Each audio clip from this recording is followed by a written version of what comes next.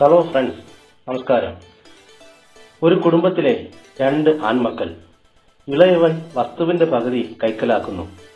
അവൻ സമ്പത്ത് മുഴുവൻ നഷ്ടമാക്കി അവസാനം എല്ലാം നഷ്ടമാകുന്ന അയാൾ പന്നി ഫാമിൽ ജോലി നേടുന്നു. പന്നിക്ക് കൊടുക്കുന്ന ആഹാരം അവൻ വയറു നിറച്ച് കഴിക്കുവാനായി ആഗ്രഹിച്ചു. പക്ഷേ ഫാം ഉടമ അവന് അനുവദിച്ച ആഹാരം മാത്രം നൽകി. വിശന്നു തളർന്ന, നല്ല വസ്ത്രമില്ലാത്ത, സമ്പത്തെല്ലാം നഷ്ടമായ, ദുർഗന്ധം ശരീരത്തിന് വമിക്കുന്നവനായ, മരിച്ചാൽ കൊള്ളാമെന്ന് ചിന്തിച്ച് ഈ വ്യക്തി ഒരു രാത്രി പന്നിഫാമിൽ നിന്നും കുറച്ചകലെ നദിക്കരയിലേക്ക് നടന്നു പോകുന്നു. യാത്രക്കിടെ ഒരു വീട്ടിൽ അപ്പനും അമ്മയും മക്കളും ഭക്ഷണം കഴിച്ച് സന്തോഷിക്കുന്നത് അവൻ ദൂരത്തു നിന്ന് കണ്ടു. എന്തെങ്കിലും കഴിക്കുവാൻ കിട്ടുമെന്ന് ചിന്തിച്ച് ആ വീടിനടുത്തേക്ക് അവൻ മെല്ലെ എത്തിയെങ്കിലും ആ വീട്ടിലെ വളർത്തുനായ്ക്കൾ കുരച്ചു അവനെ ആട്ടി ഓടിച്ചു.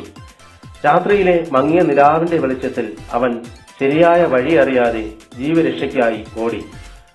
പട്ടികളുടെ കടിയേൽക്കാതെ പ്രാണഭയത്തോടെ ഓടിയ അവന്റെ കാൽ ഒരു കല്ലിൽ തട്ടി മറിഞ്ഞു വീണു.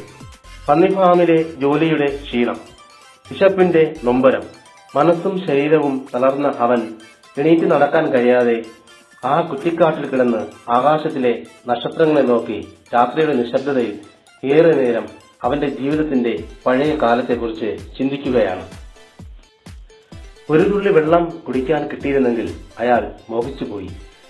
ജീവിതത്തിന്റെ ഏറ്റവും ഉയർന്ന തലങ്ങളിൽ എത്തിച്ചേരേണ്ട താനിത പാതാളത്തിന്റെ അഗാധ തലങ്ങളിലേക്ക് ആണ്ടുപോകുന്നതായി അനുഭവപ്പെട്ടു. തന്റെ വീട് ഓർമ്മയിൽ വന്നു.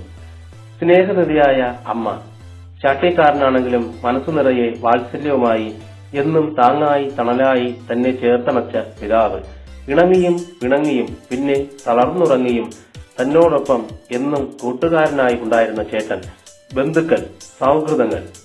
ഒരു ക്ഷീണമുണ്ടായാൽ, ഒരു ജലദോഷ പനി വന്നാൽ സാന്ത്വനമായി താരാട്ടായി ഒപ്പമുള്ള പ്രിയപ്പെട്ടവർ.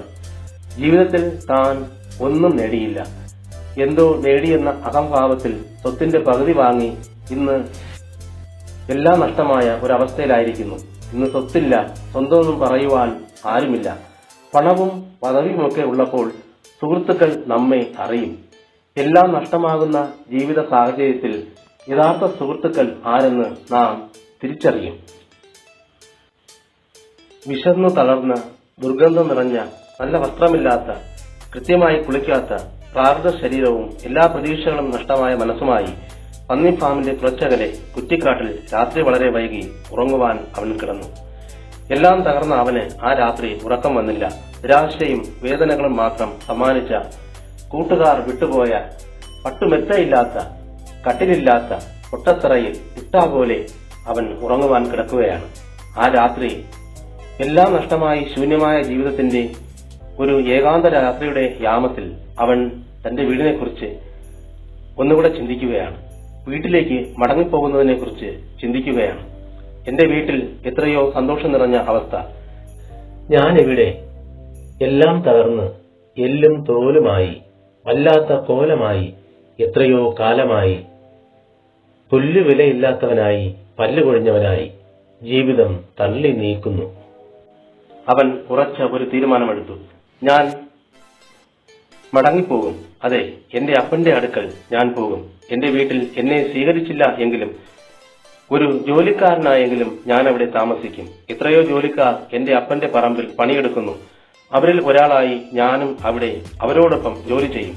സന്തോഷത്തോടെ എന്റെ പ്രിയപ്പെട്ടവരോടൊപ്പം ഇനിയുള്ള നാളുകൾ ജീവിക്കും. പ്രിയ സുഹൃത്തെ, ജീവിതയാത്രയിൽ നിങ്ങൾ എവിടെയാണ്? എല്ലാം തകർന്നുവോ?